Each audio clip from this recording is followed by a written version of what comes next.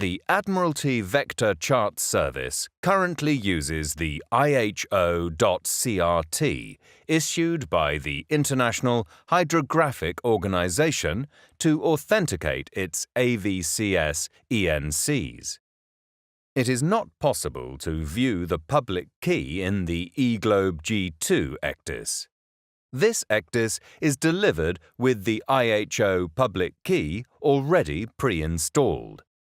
The system automatically searches for a valid public key on any media being scanned.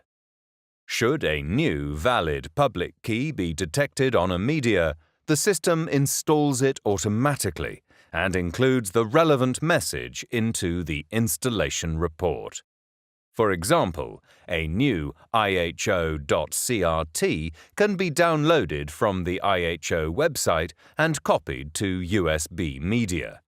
Then, it can be uploaded into the system just by scanning this media.